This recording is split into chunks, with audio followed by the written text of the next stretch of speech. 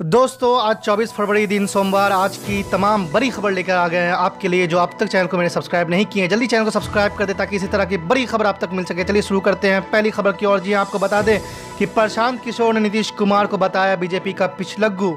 जानिए आखिर मामला क्या है। चुनावी रणनीतिकार प्रशांत किशोर ने जेडीयू से निलंबन के बाद पटना में अपने पहले संवाददाता सम्मेलन में जहां एक और बिहार के विकास के बारे में करीब 20 आंकड़े पेश किए, वहीं मुख्यमंत्री नीतीश कुमार को भाजपा का पिछलग्गू तक बता डाला।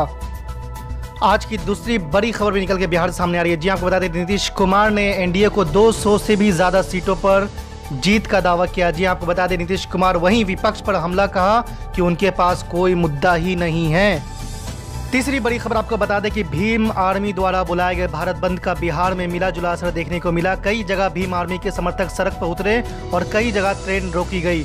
आपको बता दें कि राजद और भाकपा सहित AIMIM का भी उसे सहयोग प्राप्त था। वहीं जाप सुप्रीमो पप्पू यादव ने साधा है केंद्र सरकार पर निशाना।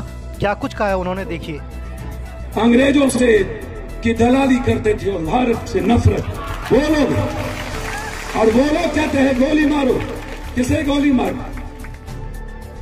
गांधी के पोते को, जो वतन और संविधान की रक्षा करना चाहता। अंबेडकर के पोते को, जो वतन और इस वतन से मोहब्बत करता है, जिसकी पुरखों ने कुर्बानी दी। भगत सिंह के नेफियों को, जिसके पुरखों ने गोली खाया, फांसी पर झूला, उसके नेफियों को, नेहरू के नेफियों को। इस भारत के 67% उन लोगों को आप गोली मारना चाहते हैं जो लोग इस भारत को जिंदा देखना चाहते, जो लोग भारत को दुनिया की पहचान देना चाहते। गोली मारो, गोली मारो। और फिर जामिया में बच्चों पर गोली चल जाती। मोदी जी, जितना आपने 6 साल में पाकिस्तान किया, इतना यदि हनुमान चालीसा पढ़ लिए होते तो इंसान बन गए। पाकिस्तान पाकिस्तान पाकिस्तान पाकिस्तान। अरे मोदी और जोगी, पहले राम को जान। दुनिया की आवाज पर राम ने सीता की अग्नि परीक्षा लिया था। और मोदी जी, आपने RSS के कहने पर मेरी मां और बेटियों की अग्नि परीक्षा ले लिया। अरे मोदी जी, दुनिया की आवाज पर राम वनवास गए थे मोदी, और आपने अमित शाह और जोगी के कहने पर मेरे बाप और भाइयों को वनवास में भेज दिया। ये राम नहीं है मोदी। मंगल का दिन था, हनुमान ने कहा मोदी, और नफरत की विदाई और मोहब्बत की जीत दिल्ली के इतिहास में शुरुआत। मोदी जी, अब आपको हनुमान भी पप्पू का, राम भी पप्पू का, और शिव तो पहले से पप्पू का है। मैं तो पहले से मूलवासी शिववासी हूं। मैं तो पहले से मूलवासी वाल्मीकि और बिरसावासी हूं। मोदी जी याद रखिएगा, अब तो आपको राम और हनुमान भी नहीं, सिर्फ EVM ही बचा सकता है, दूसरा कोई नहीं बचा पाएगा। प्रधानमंत्री जी, आप देश के संविधान पर हमला करें सही, आप देश के सर्वोच्च न्यायालय पर हमला करें सही, आप देश के चुनाव आयोग पर हमला करें सही, आप देश के रिजर्व बैंक और गवर्नर पर हमला करें सही, आप देश के लोकतंत्र पर हमला करें सही।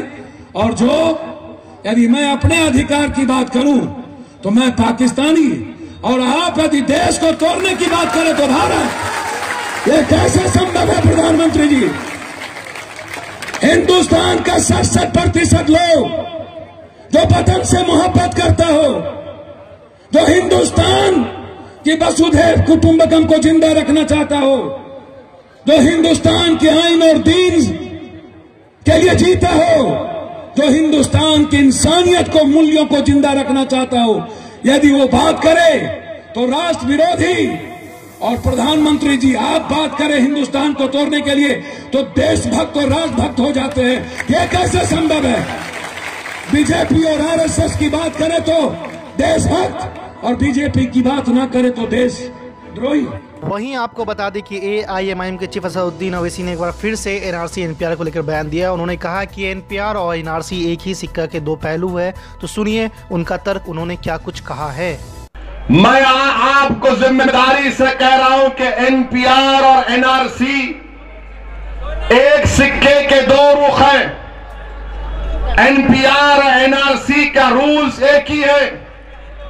सिटीजनशिप 1955 के कानून के तहत ये रूल्स बनाए गए जिसमें एनपीआर और एनआरसी है। अगर खुदा ना खास्ता एनपीआर होगा इस मुल्क में तो एनआरसी तो हो ही जाएगा।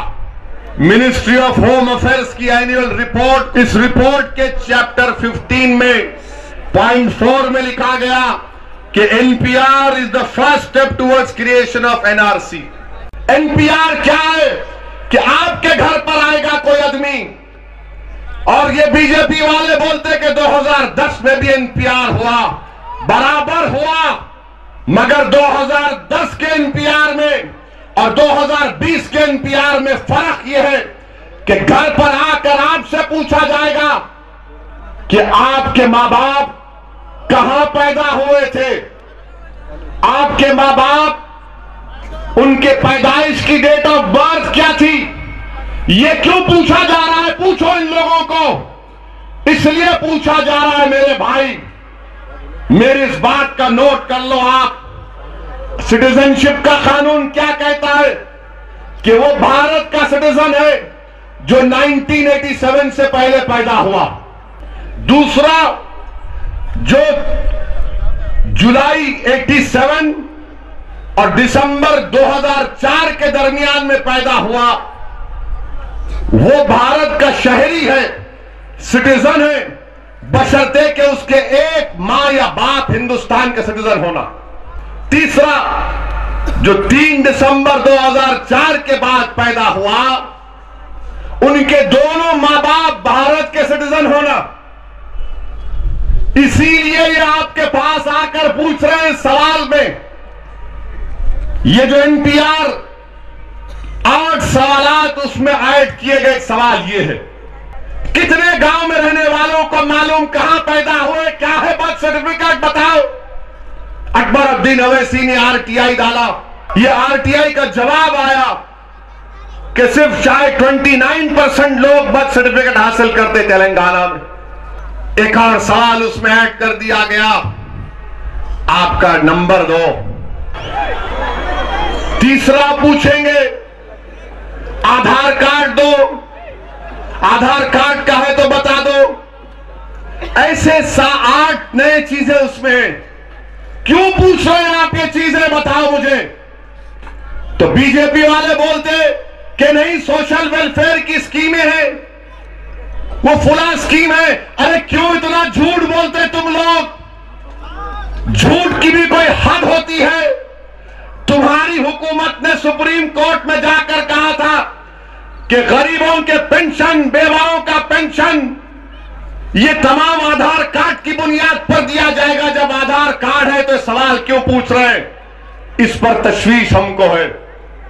मेरे भाई, ये होगा एनपीआर जब होगा तो आपके घर पे आके खाली नाम वाम लिख लेंगे। ये 8 सवालात। उसके बाद एक लोकल रजिस्टर बनेगी।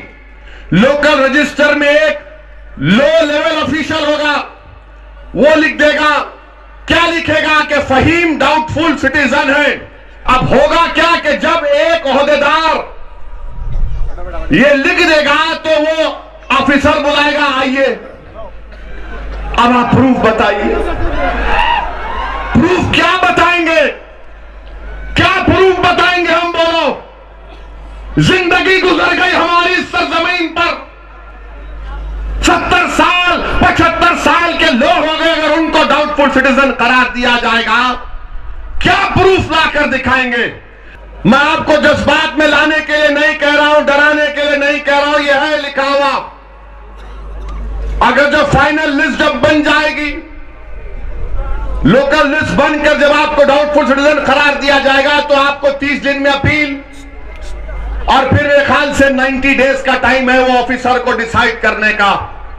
वो अगर नहीं करता, आप केस हो जाकर फॉरेस्ट ट्रिब्यूनल में केस लाओ, और हो सकता है कि डिटेंशन सेंटर में आपको डाल दे। और ये आसाम में हुआ। आसाम में क्या हुआ कि ऑब्जेक्शन 1,80,000 लोगों का ऑब्जेक्शन डाला गया। किसके खिलाफ ऑब्जेक्शन डाला गया? आसाम में मां बाप का नाम आ गया आसाम के एनआरसी में। और उन मां बाप के 9 साल के बच्ची का कोई ऑब्जेक्शन डाल दिए, मां बाप का नाम आ गया, 9 साल की बच्ची का नाम नहीं आया, ऑब्जेक्शन डाल दिया। अब वो फिर रहे हैं, लड़ रहे हैं। इसीलिए एनपीआर और एनआरसी एक सिक्के के 2 रुख हैं।